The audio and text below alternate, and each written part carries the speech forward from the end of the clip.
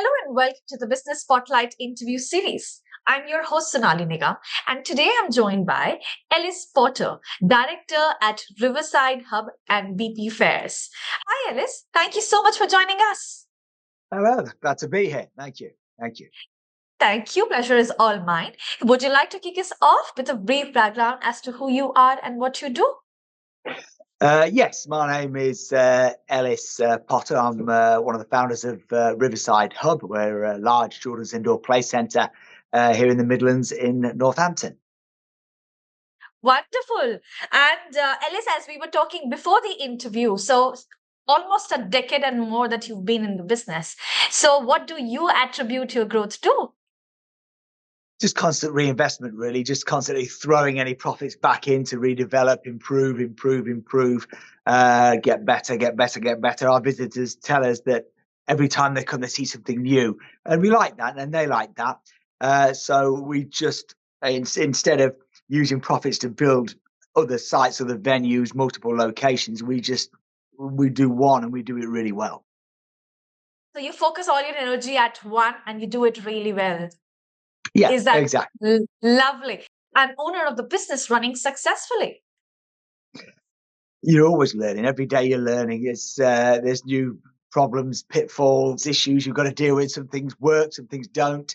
So you're constantly learning, but it's how you adapt that's the important bit. How quickly you can learn from any mistakes, or pick up on new trends, or spot a possibility and move into that space. It's how quickly you can react to good or bad situations that keeps you on your toes. If you don't react, you're slowly dying. So we're always improving. We're always adding new things, as I say, reinvesting in new bits of equipment. But sometimes these things aren't quite as well as, quite as successful as we thought they might be. So you've got to make a decision fairly quickly. Are we going to stick with that, or are we going to get rid of it and go with something else? So you're always learning. Lovely. So, there are a lot of business owners listening to you. So, what are some common misconceptions about running a business and how do you address them? But basically, at first, it's daunting. It's intense at first. The first sort of 6 months we opened here was full on intense. We'd never employed people before. We'd never hired a premises. We'd never done anything as big as this before. I'm from an events background, and everything was much more straightforward and simpler. Whereas this is a big beast. But so at first it was intense, but over time you get used to that, and you understand it better. You learn, as I say. So don't be daunted by things feeling that they're out of your comfort zone, because over time you will learn and you will adapt. And it's taking the big leap, really. If you're sat there thinking, "Oh, I've always wanted to run my own business, but I've never really, I think I could do well at it, but I don't know if I dare do it." It's a big decision. I mean, I'm not going to say, "Oh yeah, do it," because lots of businesses don't Right. work. But Yeah. if you think you can, then and sound off other people whether they think it's a good idea, and not just people that your friends that are going to say yes, or your family that might say no because they're happy with you as you are. Neutral people that aren't related, aren't invested in you, get their opinion on it. And if they think it's a goer, then maybe you've got a chance.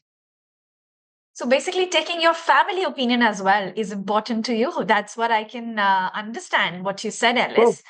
good and bad, really. I mean, as I say, we have another business, BP Fairs, which organises collectors' fairs, and that's a very straightforward business. We've been running that for several decades now, since '79, and that I'm involved with my family with that. And when my wife and I suggested doing this is a much different business, and a much Yeah. bigger, broader, more complex business. So they were all very reluctant.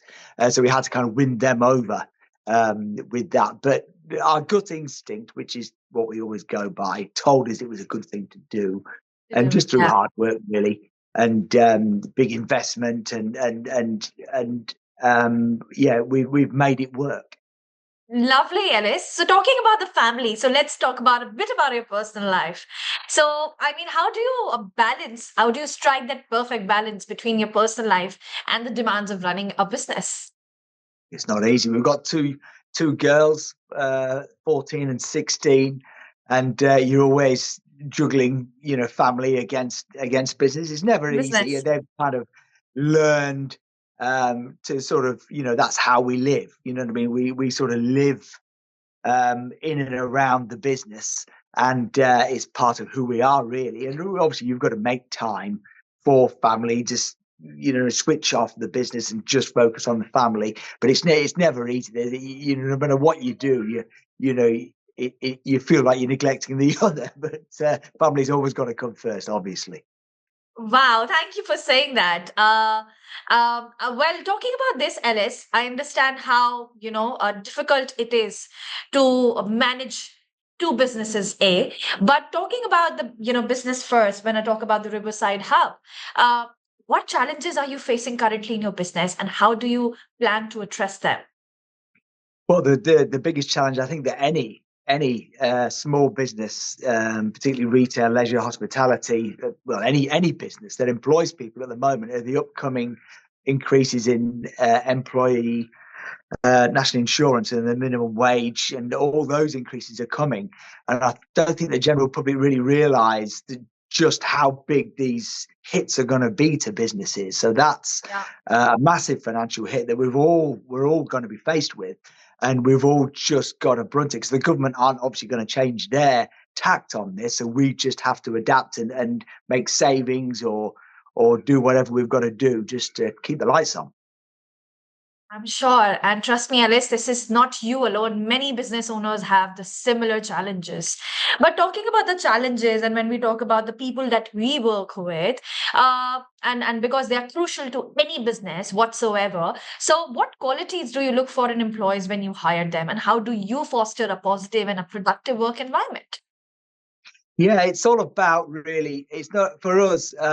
We're looking for people, enthusiastic people. It's not really about qualifications for us. It's about attitude, because we're not looking for rocket scientists. We're looking for people that are in the hospitality business. They don't have to have come from a hospitality background, but they've got to be positive people that are interested in people that want to um, add something extra to somebody's day. You can come and you can deliver a service, whether it's making someone a coffee or welcoming them in, and you can do it on a scale of 1 to 10. And if you can be 10, fantastic. But we don't want many ones. So we're hiring on attitude. Really, we want people that are going to want to be here and want to. Deliver a good service to people because we're in the service industry. Interesting, Alice. I'm sure our audience have learned and picked up so many things. So, is there any closing remark or a golden nugget that you would like to share with the audience then? I would just say, for us, what's worked for us is going with our gut instinct. We don't run spreadsheets or crunch the numbers much. Everything's always been done on gut instinct. If you understand the sector that your business operates in, then your head and your heart are sort of fighting each other. But you go with your gut instinct as to what you think is going to be right for your business. Thank you so much for your time today, Alice. It was great meeting you and learning so much about your journey. And I love the part when you mentioned, I trust my instincts, and that has worked for me. So that's my takeaway, definitely. And to everyone watching, I look forward to see you in my next episode. Thank you, Alice. Thank you. Thank you.